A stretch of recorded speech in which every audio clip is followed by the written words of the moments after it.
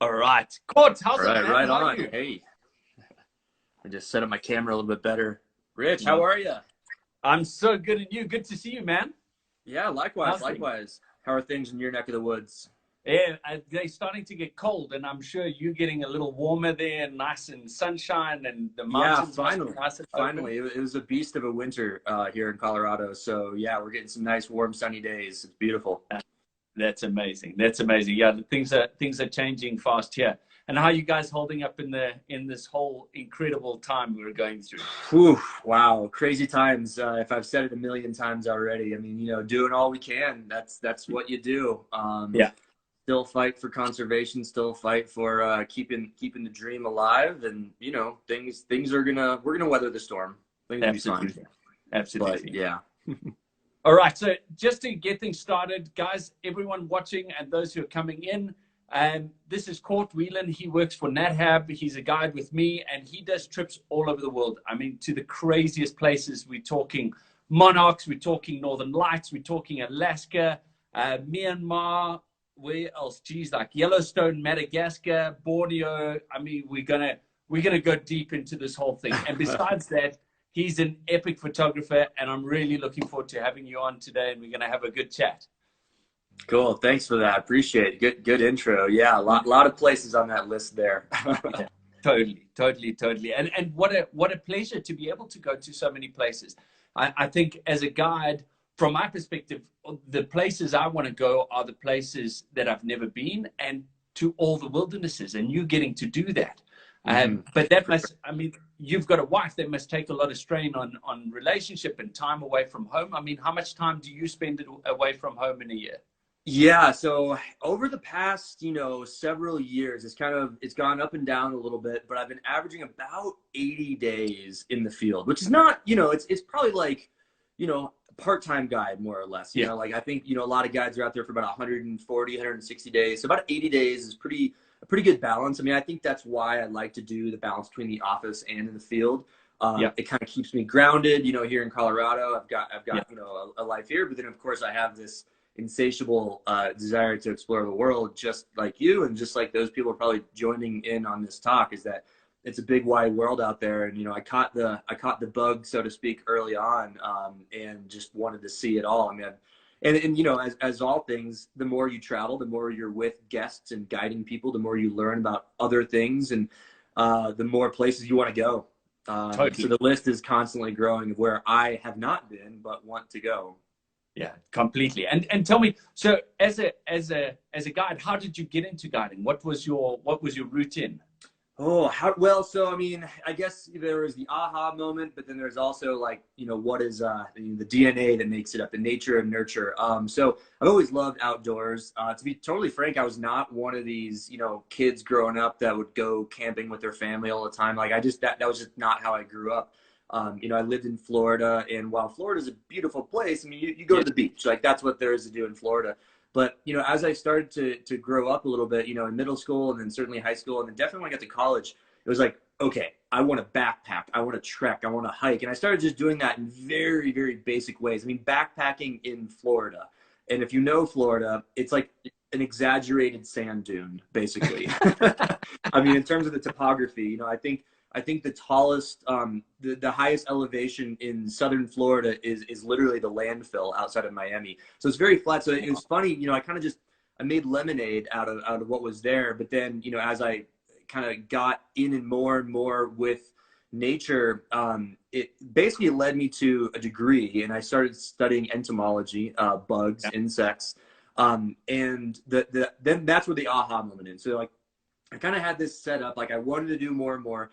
And then really it all came down to this one trip to Belize. It was my first real big deal international experience yeah. early on in college. A friend of the family owns a very, very small little adventure outfitter out of Santa Cruz, California.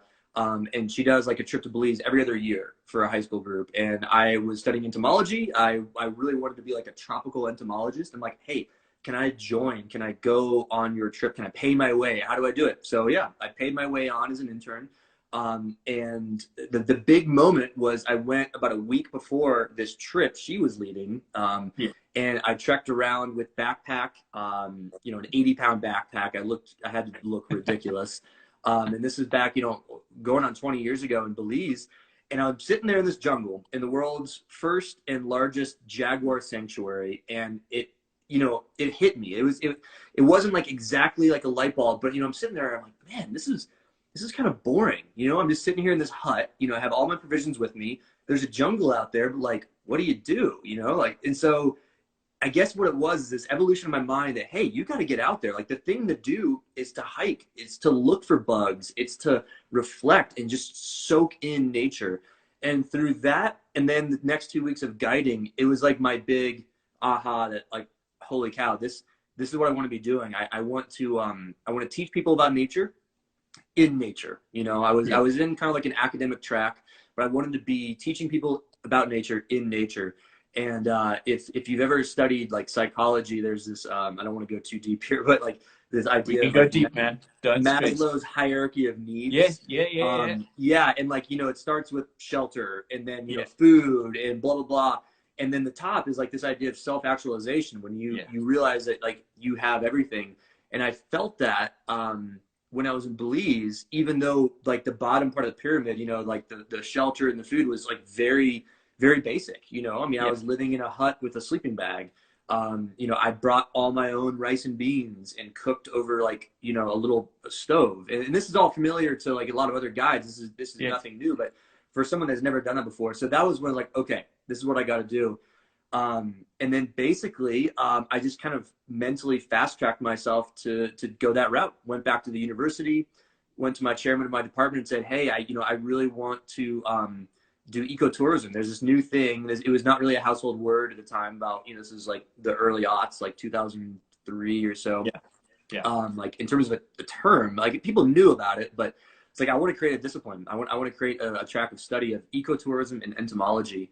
And he's like, sure. Okay. Like we have no textbooks. We have no teachers. We have no funding. We can't do any of this, but you can apply to the main university president's office for funding. You can look up what teachers might be a good fit. And so I kind of designed my whole curriculum around all this, and just realized that this is definitely the track for me. And then the big moment for guiding really, so that all set me up for what I wanted to do. And then the big moment for guiding is my graduate school advisor. He had a small company and resurrected it, a small travel company, and just kind of gave me the reins and said, okay, here's the name, here's the computer, here are the files. If you want to try to start this thing up again, go for it. And I said, sure. And so I just started planning trips from scratch and learning the hard way. And I was the website programmer to the customer service line to the operations coordinator, and then I would guide the trip. And it took off. It did really well. Amazing. And 70 expeditions later, I was in grad school. I was guiding these trips, planning these trips. So I guided, on all 7 continents by that time. Got a master's and a PhD out of it. Yeah. And it was like, holy cow, this is actually working. That's amazing. That's my tell me story. How it's an incredible story. I mean, there's not a lot of people that take the academic route and find an academic route through it. So for the academia and those people that have that sort of inclination, I mean, how did you get the master's and the PhD out of the business side of things? Where did the research? So that's a great question. So I was in the actual entomology department, which is what we would call, a hard science. It's like, tests and variables and control studies and all that. But, being in Florida, 90% of the department is all studying like blueberry weevils and citrus mites and, like agricultural, like applied sciences. And so they love this idea of someone coming in, trying to turn everything on its head, doing something totally different, because it's interesting for them, and it actually makes the department look very well rounded. So they supported me, with ideas and leniencies and all that. But the basic gist for I think most masters and PhDs is like your masters, you take a ton of coursework, your advanced coursework. You design some moderately robust study. I chose to study the effect of butterfly farming on its local environments. So it was like, it wasn't really like a study of, ecotourism behaviors. It was like, find something in ecotourism that you can like study biologically. So I did that for my master's. And then PhD, you can take coursework, but usually it's just completely designed around your your dissertation, your actual, your publication that you're going to do. So I used this company that I was running as a case study, and I kind of did two halves of my dissertation. One was understanding, the entire experiment that is this new idea of ecotourism entomology. Like, what is it? It didn't exist. Yeah. So studying like, okay, butterfly watching, it is biodiversity. It is, I led a lot of scientific trips where I would get researchers from around the country and around the world to join me on a trip. I plan all the logistics. I get all the permits, and I get like a nice research station rented out for us. You just pay, $1,500 or whatever for a couple of weeks. I'll cook the rice and beans, and you just do your research. I take care of the logistics. So there's like all these different ways it evolved. And of course, the monarch butterfly migration is a great example of true ecotourism entomology. So mixed with like that sociological side, I did an actual, there we go, nice. I did a study on the effects of ecotourism on the monarch butterfly migration, and primarily with things like noise, flash photography, nice, that's cool. So kind of just understanding, no one ever did a study on like what is now about 250,000 visitors a year in these small sanctuaries. What does it do to the butterflies? Unfortunately, I won't tell you all the results here because it took me 593 pages to explain it. But basically, that was the dissertation. Yeah. But basically, I mean, the effects, the positive effects far outweigh the negative effects of ecotourism. The negative effects are not really even negative. They're very benign. The effect of noise, the effect of flash photography. In a weird turn of events, the flash photography in a laboratory controlled study turned out to increase the lifespan of monarchs notably. And this has to do probably with their migratory genes and how they perceive light and how they switch reproductive maintenance for lifespan, because the migratory monarch butterfly lives about 2 to 4 times as long, and I think there's a correlation with light there. That blows my mind, because how many life cycles? There's 3 life cycles through that migration, and then last one is longer.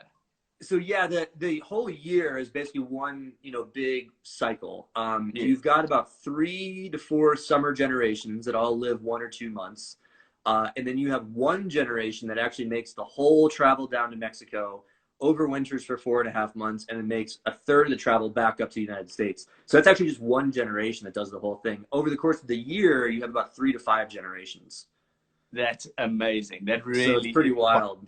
Quite crazy. But essentially, so studying ecotourism, it was my way of conservation. I feel humbly that when you can add value to natural ecosystems and put money into the pockets of local people and to basically fund conservation, that's like the most powerful way to save things, save species, save habitats. I mean, unfortunately, we live in a world where everything does come down to finances. We can't avoid that. Don't run away from it. Understand how to harness that. And I think ecotourism, aka conservation travel, absolutely fits that bill. It's pretty exciting. And now we're going to diverge a little bit, because you're on the economics of ecotourism, and in the current crisis, we've obviously got a huge crisis that goes beyond just our health. Obviously the world's having a chance to breathe and do a little bit more, but by the same token, ecotourism has taken probably one of the biggest hits in the market. So how do you see us getting over that hump? Yeah, it's a great question. So just to set the stage here, obviously, travel more or less has stopped completely, like a screeching halt. And considering how fast it was growing, and considering how many places there's like solid travel, that's jarring. It's jarring for local economies. But I think the most like immediate effect is when you no longer have ecotourists in national parks in Africa, when you no longer have local folks defending their livelihoods by keeping parks open and whatnot, you have this really desolate change where wildlife is no longer being monitored and protected, even if it is in a small scale. The eyes that we have as ecotourists for the landscape, being out on safari, whether it's in North America, Africa, you can go on safari in Antarctica, it's all safari. That actually is great conservation. It's great immediate like triage conservation because it's dissuading poaching. It's dissuading people from going in and stealing resources. So you have like two effects. One is sort of like the immediate effect of like just the people not being there.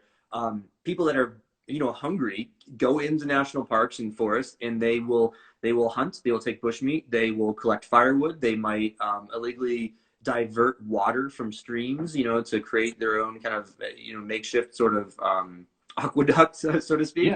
But then the longer term impact is that, you know, these people are employed by ecotourism. They're employed by people visiting the area. And, you know, it's not like North America and in Europe and other places where people have been able to save for emergency funds. It's not like there's unemployment, you know, so these people have just also come to a grinding halt of not being paid.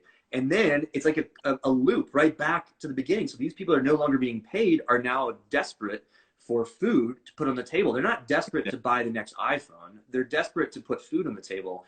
And so, you know, they might have to make hard decisions to say like, hey, I've been a conservation ambassador since I grew up, but I might have to cut down this tree because I have no other way to boil my water to drink clean water. I mean, that's the kind of stuff that we're dealing with. So, you know, the solutions, of course, are to open things back up as soon as possible, but we have to do so very, very safely. And we're not, of course, advocating for jumping the gun, but we have to be smart now and get rid of this thing ASAP. We have to invest in, you know, obviously, you know, getting vaccines and getting treatments and whatnot, but also, you know, what the tourism industry is doing in the meantime, and I'm really proud of Natural Habitat for doing so, is actually just putting money back into local communities. You know, we're not going to these places at the moment, but we are paying people, maybe not, you know, as if the safari industry was in full 100% swing, but we're paying for basic needs and necessities, basic healthcare, basic food, shelter, and that sort of stuff. So we wish we could do a lot more, but I think that, you know, that touches on the fact that we've always sort of led the pack on that kind of stuff. And it's great that other companies are following suit. And I think, you know, we have to support the industry that supports us. Totally. And I think, you know, when we had that discussion the other day with Ben and the idea of that fund that's been put together, and just for anyone that is going to watch this or watching this now, that there is a fund that NatHab has got where you can donate money, and the money goes to the right places. And that's an important thing about trying to keep this all rolling and moving forward, so that once we break out of this lockdown and everyone travel starts again, that these companies are still running. Because otherwise, if the companies are gone, we're gone too. Yeah, absolutely. And then the ripple effects to wildlife conservation could be disastrous. You know, we've got great partners with folks like World Wildlife Fund that are boots on the ground researchers, conservationists, but it is such an added benefit to have ecotourism within the mix.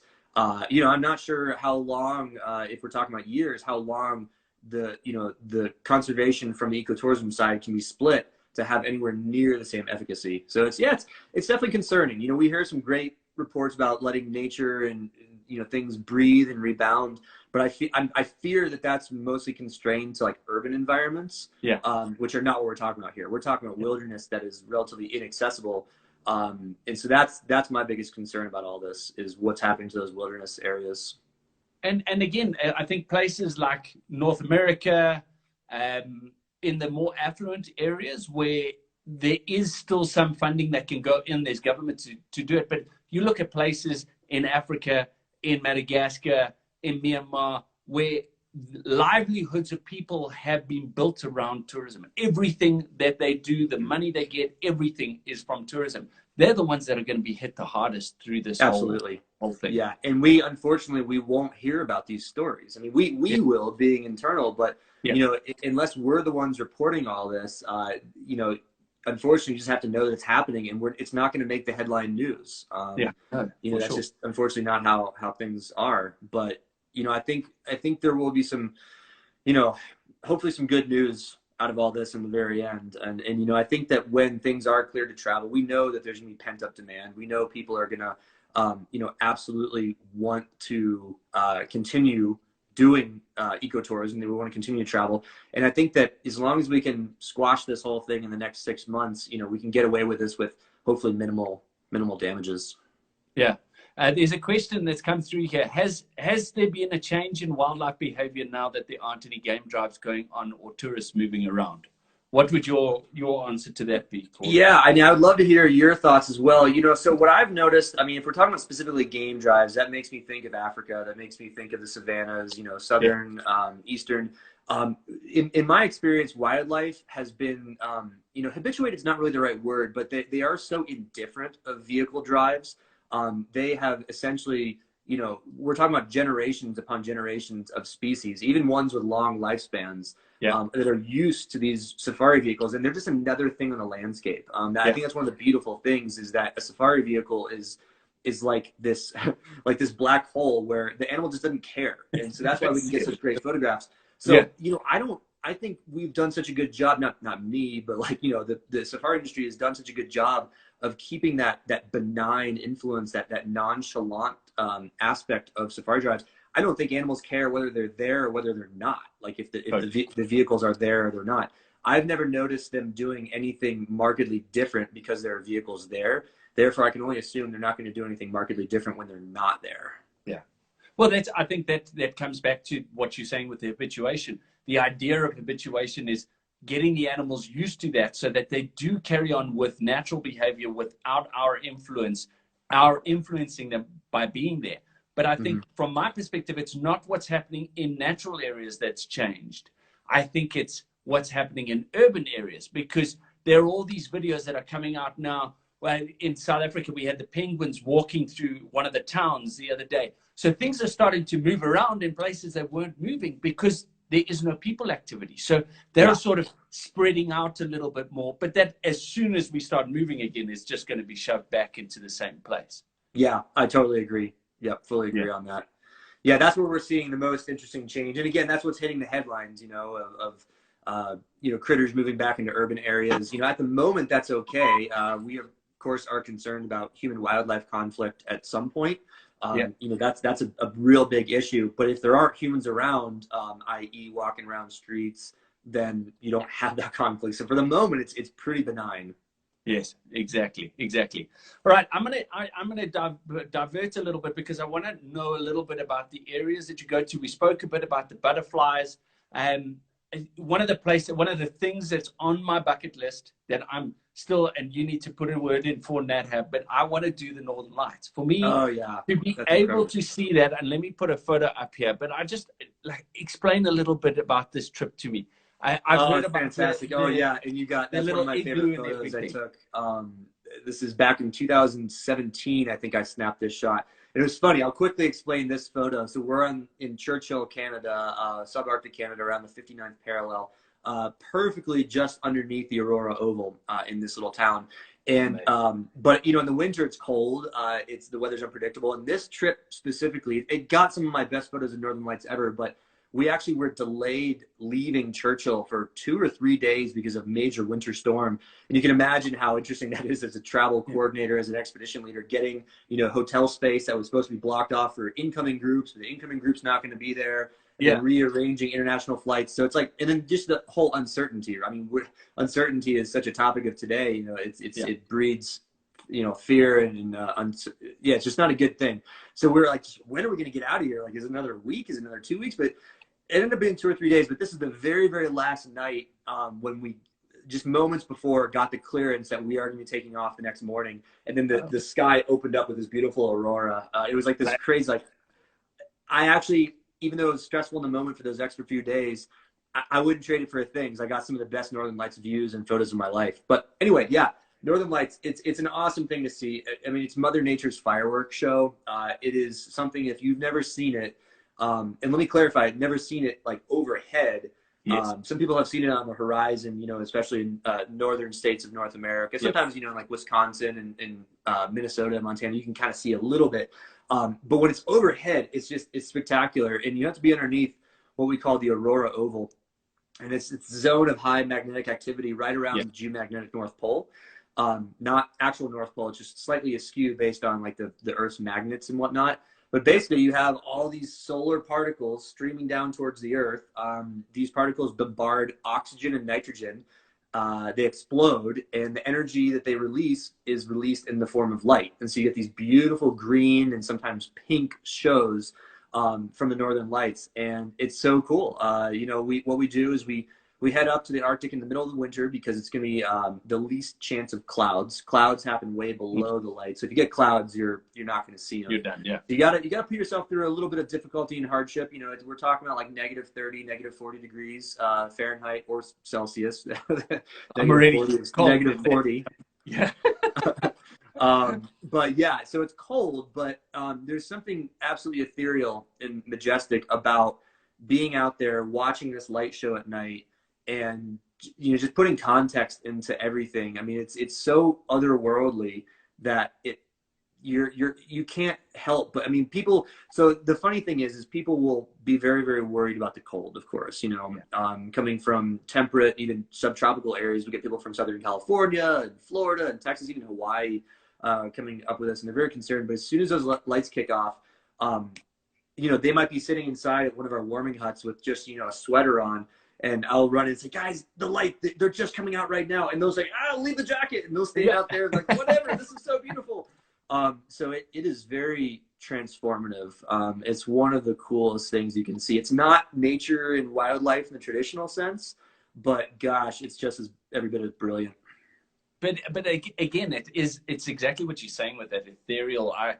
For me, just staring up at the stars and taking photos of the stars, very often our lives revolve around, it gets dark, we go inside, we watch a TV. Suddenly now you're putting your body in a completely different space, and you're now staring up at this natural beauty that you can't really understand, and you just go, wow. It so hits cool. You right in the soul. It is something really amazing. I mean, the closest thing I can compare it to truly is like a really good fireworks show. If you've ever been out watching fireworks and that grand finale happens and you're like, whoa. I mean, it's like that, but you realize that it's just a totally natural phenomenon. And they swirl, they move in really active substorms, as we call them. You look over there, oh, look at that one. Oh, look at that one. And it's just like the sky is just swirling and moving. It's amazing. So everybody must see this at some point in their lives, somehow make it happen, And then the photographer in me wants to know how long your exposure was for a photo like that. When you're taking photos of the Northern Lights. Between 5 and 20 seconds. So pretty similar to astrophotography. Yeah. Okay. In a really big substorm, when it's really moving, you actually don't want to get a very long exposure. Like 5 seconds is about what you want, because otherwise, if you get too long of exposure, as you can imagine, and the sky is swirling, the whole sky just looks like a diffuse green. And you actually want to capture those ribbons and the movement. But at the same time, you need to get enough light. So it's a little bit of a balance. But on really, really bright shows, 5 seconds. When it is just that very thin band across the horizon, which sometimes these do start as before they move overhead. You might be at 20 seconds, even to take a test shot at like 25 seconds. Interesting. Fascinating. Okay, and then while we're in these cold nether regions of the world, tell me about the polar bears. I mean, this is one of NatHab's all-time selling trips. Yeah, this is it. This is really what put us in the map in a big way. It wasn't our first trip, but it was one of the first, and it's no doubt been one of the most successful programs. It's actually the same town, believe it or not. The best place in the world for Northern Lights is great. One of the best for polar bears as well. You get a migration of about 1,000 polar bears through this area each and every year as they wait for the ice to form on the edge of Hudson Bay. And it's pretty darn cool. We are not going to see all 1,000 bears, but it's always, with wildlife, it's always quality over quantity, right? Yes. I mean, you're thinking that, well, it'd be cool to, see this and that, but you never know what you're going to see up there. It's always something new. It's one of the few places in the world where you can almost be guaranteed to see a polar bear in one way or another. And not just that, but it's one of the few places in the world where you're very likely to see male bears potentially sparring. We still don't entirely know why this is the only place in the world. It's probably just because it's relatively accessible. And so many places in polar bear habitat, you can't watch them anywhere near the amount of time that we can watch them, being so, relatively accessible in Churchill. There are no roads. You got to fly there or take a train, but it's relatively accessible compared to some ice flow, off the coast of Russia. So it's great. We're seeing in the course of, great trips, 2 dozen bears, but again, it's always that quality over quantity. It's that mother and cubs ambling down the shore at close range. It's watching 2 males play fight like they're doing here. And that stays with you for a lifetime. That's amazing. I mean, and just the habitat change and everything. I I really want to get there just because of how quickly things are changing. We just don't know how fast it's going to change. But just Exactly. that idea of being able to see these guys is absolutely It's spectacular. it's pretty amazing, and it always surprises me how gentle and cuddly they look. You Yeah, know, when you read stories and understand the biology, you realize that these are, it's one of the few animals in the world that actively hunt humans when given the opportunity. I mean, they're used to eating 600-pound seals, yeah, taking them out of the water in one fell that's swoop. We're correct. we're we're like we're almost not on the food chain because we're too small. Like we're a Yeah, snack for these guys. yes, So you hear all this and you read all this and you start understanding it, but then you see them just walking along and they look like they're just walking to the next Coca-Cola commercial, walking like they're going to go snuggle with Santa Claus. They're so gentle and slow and methodical.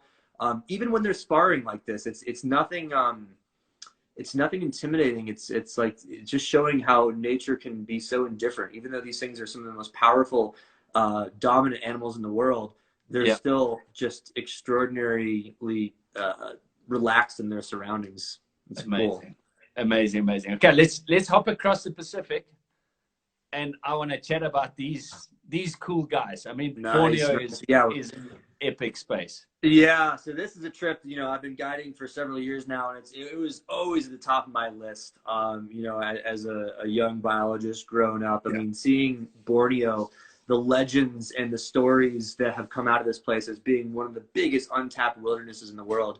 And it's still so much that way.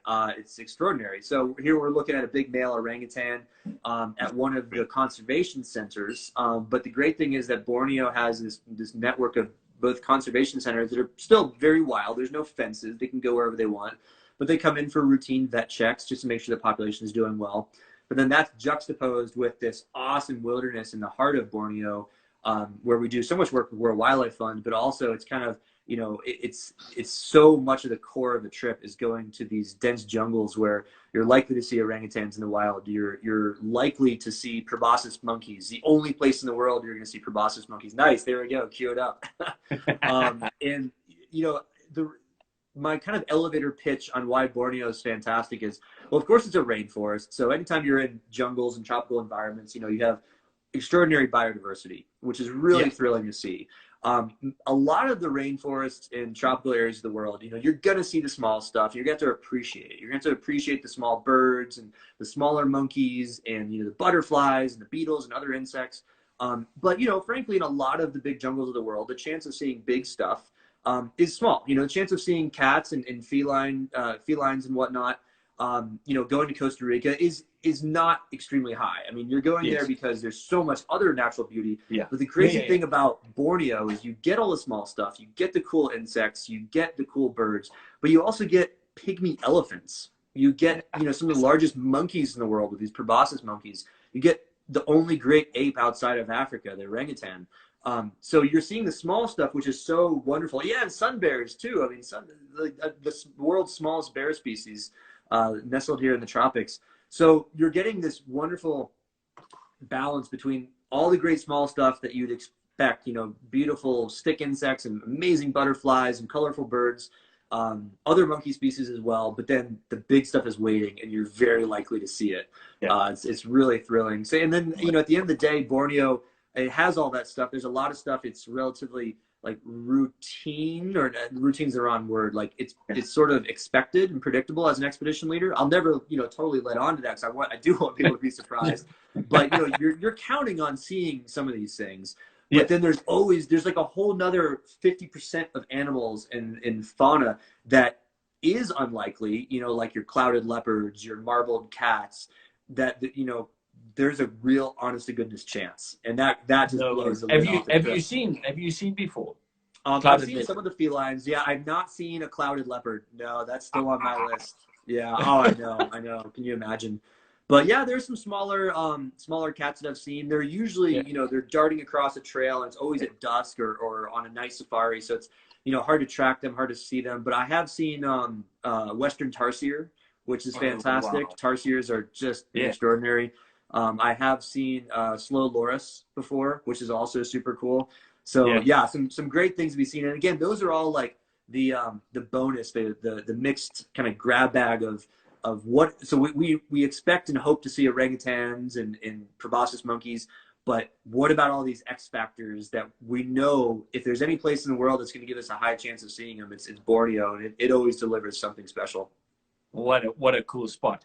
Yeah. And then obviously while we're still on that area, Papua New Guinea and that whole side of things and the stigma around cannibals and craziness like that. Tell me a little bit about, I mean, the face paint, I mean, the people portraits and things for photography must be incredible. Oh, it's absolutely amazing. So, I would say Papua New Guinea is for culture what Borneo is for wildlife. I mean, Borneo's got Okay. some extraordinary culture, but it's far, far interior in the island, very accessible.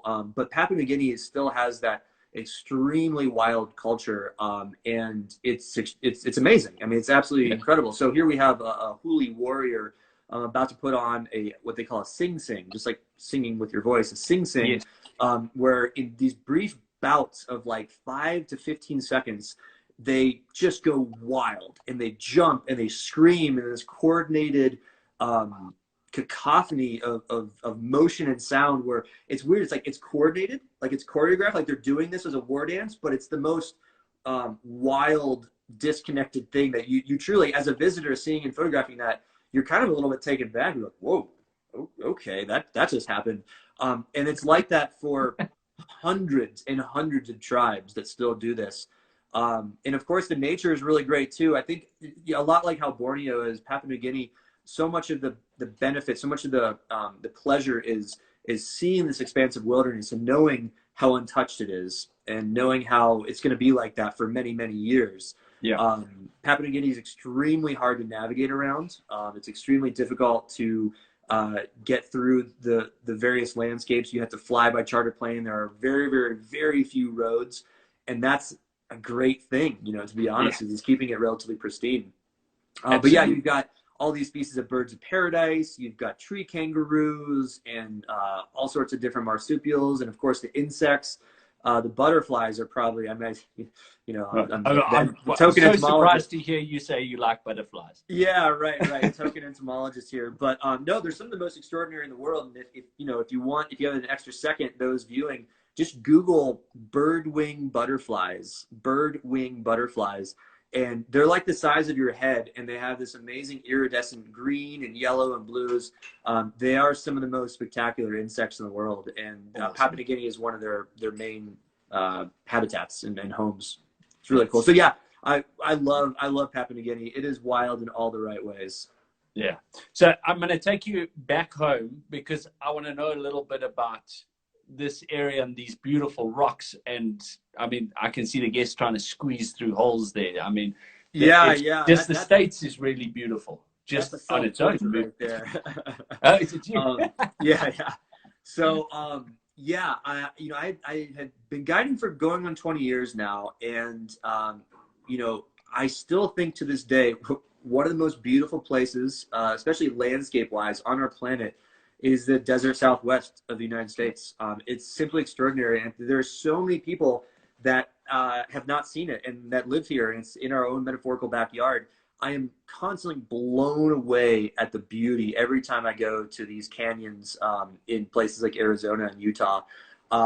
It's really, really amazing. Now, for our trips, we don't get into this slot canyon specifically. This one's a little more technical, but these striations, the color of the rock, the sandstone, that's what the whole Southwest is like. When you go to places, Zion National Park, when you go to Grand Canyon and Bryce National Park, this happens to be Escalante National Monument, which we have done trips to.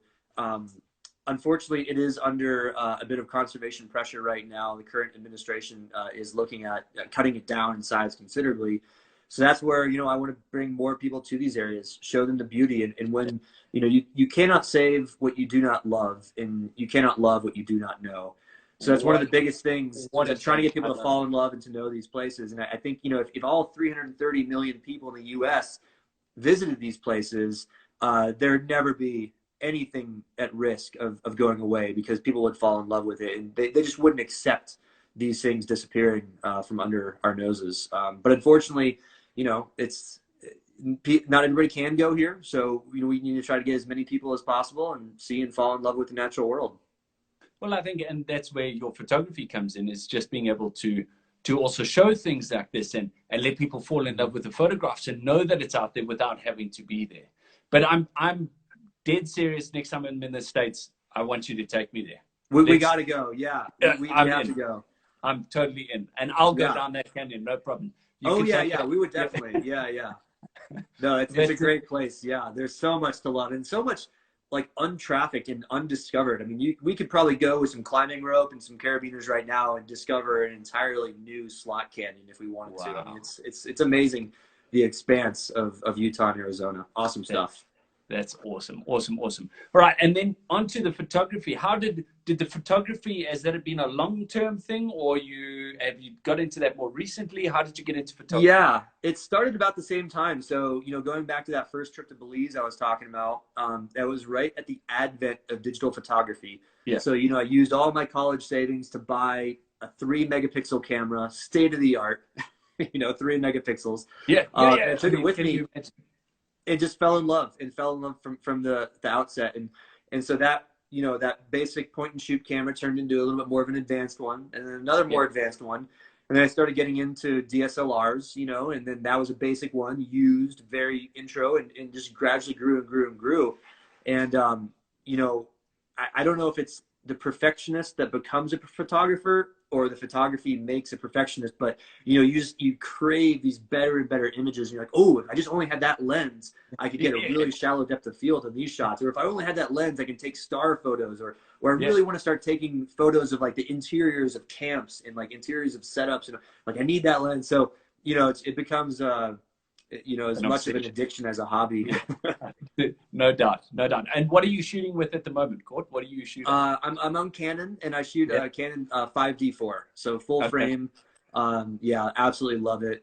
Although I am turning my head at these mirrorless lenses or mirrorless cameras. You're shooting on mirrorless Sony, right? Yeah, Sony. Yeah, and you love it. It's the way forward in the world. Yeah. But that's a discussion for another time. This isn't a sales pitch, but yeah.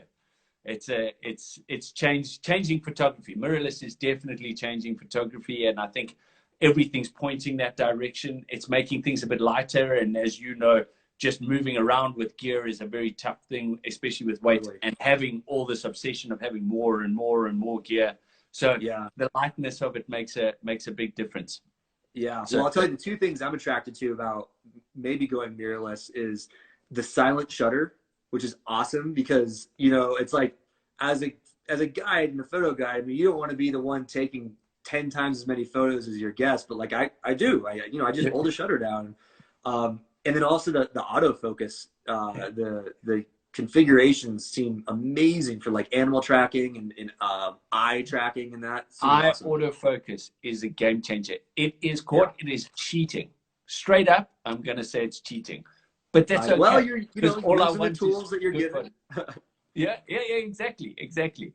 All right, I'm going to change a bit more to the conservation side. Very briefly, I want you to, what's your base and your link point between NatHab and WWF, and how does that all work? Yeah, so when I'm in the field, I'm obviously an expedition leader. In the office, I'm the director of sustainability and conservation travel. So in a way, I kind of act as a liaison between Natural Habitat and World Wildlife Fund. We are, of course, two separate entities, but we are the travel arm of World Wildlife Fund US. Yes. And, it's even one of their main missions, almost one of their pillars, so to speak, of getting conservation travel to happen, because they get it. And not only are they trying to save wildlife, but they're trying to save people, to be honest. I think that's one of the most interesting one of the biggest positives of World Wildlife Fund is that they understand that to save habitat and wildlife, you need to save people. And, we're all in the business of saving people because we are people, of course. Yeah, but they realize that if you can get tourists down in these areas, if you can get money flowing into these economies, you're saving people, you're saving communities, you're employing people, and therefore it saves habitats and the wildlife that are in them. So it's a huge, huge plus. So that's all a long way of saying that they buy into travel in a really, really big way, and they've been very supportive. So yeah, I act as a bit of a liaison. We obviously do a lot of guide trainings. We share a lot of information. And, you know, not only do we, you know, get the added benefit of their expertise on things, but we also get to tap into their members and help show them the world. You know, I think going back to that saying, you cannot save what you do not love, and you cannot love what you do not know. These people, you know, the members of World Wildlife Fund, of which there are almost 2 million in the U.S. alone, you know, they love wildlife. And I think if we can get them to see the species they've been so concerned and care so much about, you know, it sends their conservation commitment through the roof. I mean, all of a sudden they are even more of an advocate. They're writing more articles and sharing more photos and telling more friends about why we need to save natural places. And that's a big mission of ours and World Wildlife Fund as well. Amazing, amazing. And then you recently did a zero waste trip, which I think, I mean, I obviously read all about it and followed the whole thing, but I just want you to explain to everyone what that was all about. I think it is an incredible idea, and applause you. Yeah, no, thanks for asking about that. So yeah, last July of 2019, we did the world's first zero waste adventure, multi-day adventure in Yellowstone National Park with a group. We had 12 of us there, and we went basically, you know, down from whatever you would produce in a normal day of trash and consumables down to only, and I'm actually drinking water out of this. This is not the same jar, but we filled only one mason jar with actual trash. The definition of this was we are going to eliminate 99% of waste generated on the trip from going to landfill. So we're going to recycle, we're going to compost, we're going to refuse, reuse, upcycle, and then TerraCycle, which is a great new technology for some hard to recycle materials. And it was a really, really great eye-opening thing. Not only, you know, did we help set an industry first, not only did we get, you know, like 60 to 80 media mentions and articles about this to help spread the word about conservation, you know, and let me underline that point. You know, the reason we did it is not to just do one trip and say, oh, we did it, great, this is awesome. It was to turn heads. You know, we wanted to be a megaphone. People look at us, they, you know, as leaders, and if we can do that, you know, we may be the first, we definitely don't want to be the last. We're just doing it to influence the influencers of our world. And I think it really satisfied that quite well. So we got all these media attentions. We also got some information out of the trip for ourselves and for the travel industry. So I've since put together kind of like a best practices document of how to go zero waste as a tour operator, as a travel company. And so these are lessons we learned from the trip of, you know, how to best deal with compost, how to best deal with recycling, how to best prepare guests for being part of zero waste. What do we need to supply them with? What are the best ways to minimize packaging and pre-trip paper materials? It's a lot easier than you think. You know, we did it. We achieved our goal. Everything was just down into one mason jar, which is, you know, far less than 1%. But, you know, I think the biggest takeaway is that we don't need 12 people doing zero waste perfectly. We need 1 million people doing it imperfectly. So, you know, I do not expect anybody out there to necessarily want to do a repeat of this or, you know, turn themselves into a zero waste travel company. You know, be 50% zero waste or minimal waste, whatever you want to call it. Be 70%, 80%, you know, whatever. Just even if you just do one thing in your operations that improves the waste stream, you do that 1 million times over and you make huge change in the world. Well, exactly. And I think one of the things that we always find, and one of the biggest challenges, is always food portion sizes that you get in hotels. People are worried about underfeeding people, and you end up with so much waste that just comes off of that side of things. That was the biggest shocker, actually. The biggest surprise for us is, you know, so we had a highly eco-conscious group of travelers. Not only are our travelers in general quite eco-conscious, but we had more or less an invite out to people for this trip, and people knew it was zero waste. You know, they knew what they were getting into. And still, when we weighed everything that we produced on the course of the trip, you know, trash as well as recyclables, as well as compost was almost half of the weight of everything that we produced. And so this is people, you know, sharing meals. We advise people share meals. We advise people, you know, ask for half portions if you want. But still, I think one of the biggest challenges when you are traveling, so there's a stat out there that the average American produces about 4.4 pounds of trash a day, which is pretty staggering. Wow. During travel, you know, apart from eco-conscious travel, but there's no reason to think you would produce less than that. But I think what it is when you're essentially eating in a restaurant 3 meals a day, you don't know what the portion sizes are. You don't know, you may not be hungry. Sometimes, I know people just have a bowl of cereal for dinner, or maybe they have a light lunch, they skip lunch and they have an early dinner. But when you're scheduled as part of a trip or a tour and you're doing a breakfast, lunch, and dinner, and you don't know frankly, you don't know the quality of the food. You might order that quiche, but then it turns out to be not what you like, and so that's food waste. Now, we did a really, really great job on this trip of minimizing that. But, so one example was someone ordered, we were in one of the national park lodges for lunch, and someone ordered carrot fries. Stay with me here. So curried carrot fries. Oh, my God. And the description on the menu was like, as you'd think, like sounds good, like how sweet potato fries would be, right? Yeah. And so, and it was a large plate. We were going to share it with the whole group. So it was enough for, 10, 12 people to munch on, a few bites here and there. And it comes out, and it's a huge bowl of cold carrot sticks with curry powder on it. I was like, huh. So, like, that's just a great example. And like, we hated it. It was like not what we want. Not that we don't like carrots, but, like, we're expecting, like, crispy sweet potato fries. And these are just cold out of the fridge. So, like, you have that at some point in every trip, right? Yeah. And that went into the bucket. That went into the compost bucket. And we composted it, but nevertheless, you never know what you're gonna get. That's crazy. Okay, now I'm gonna challenge you because this is a guide's worst question in the whole world. But what is your most outstanding moment, sighting, experience that you've had out in the bush? I know there's millions, but try and just pick out one. Yeah. So I'll give you two. I would say the first one that jumps to mind was 2 years ago in Borneo. We were on a night hike, and I've been looking kind of intently for the last 15 years for a Western tarsier, or one of these tarsiers. They look like little bush babies. They're about this big with big buggy eyes, and they're super cute and super interesting. Their ecology and natural history is fascinating. And we spotted one, and it was patient. It was 5 feet away from us. I got the photos of my lifetime, and it was like, oh my gosh. Now, every Borneo trip, I see so many amazing things that I'm so happy with, but it was just the general rarity in my own sightings to finally see that. So that's got to be very high up there.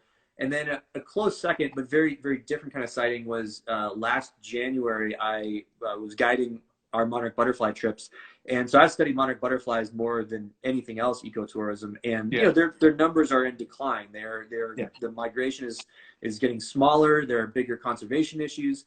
And the greatest sighting was not just seeing monarch butterflies for the zillionth time, but seeing their numbers far greater than I've ever seen in my career going down there. Like, from one year to the next, they blossomed into this much, much bigger colony, which is great for conservation. And the sightings were just incredible. Like, seeing them fly and seeing the numbers and the way that they had landed and roosted on the trees for the entire winter. It was right over the path. Yeah, there you go. Right over the pathway. And so we were just getting this better views than I've ever seen in my entire life. And it was just like, wow, like maybe this whole conservation travel thing is working. Like, maybe this is what it takes to save species. And so it was this very holistic aha moment where I'm obviously overjoyed and elated to see what I'm seeing, but also that, like, maybe, this pleasure that we're all embarking on it as a group of tourists, like maybe it really is the key missing ingredient for some places to save the wild world. And it was a really, it filled me up in a great way.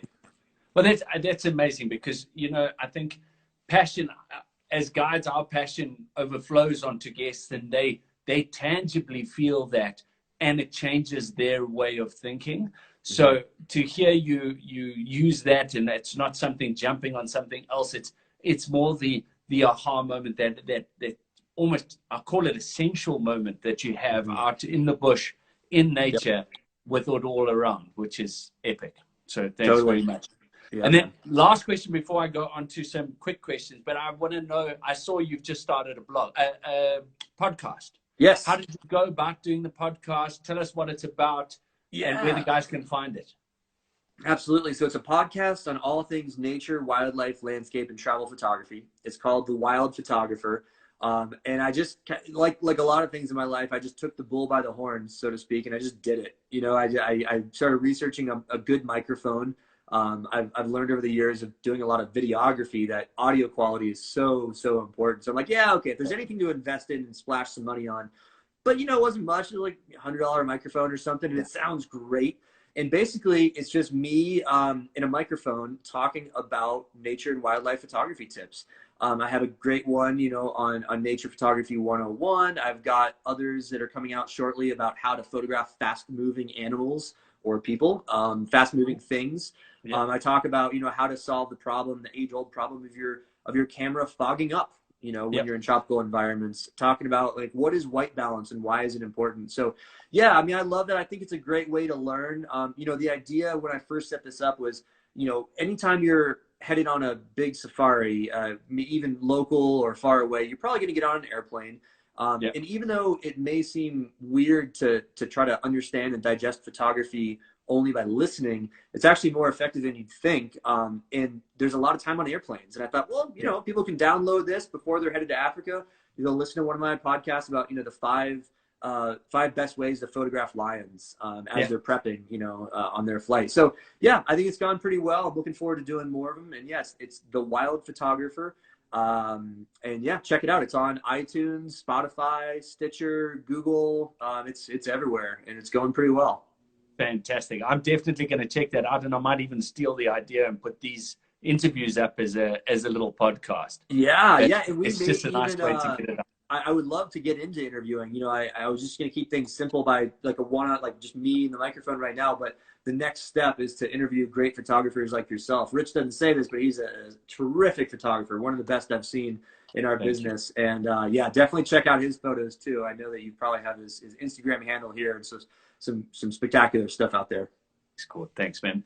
All right. So to end this all off, I want to do a quick fire 5 questions that you need to answer within 1 word to 1 sentence. All right. Okay. So what's your favorite trip? Of all the trips you do, what's your favorite trip? Monarchs. Okay. Yeah, probably. I mean, God, that's the hardest question.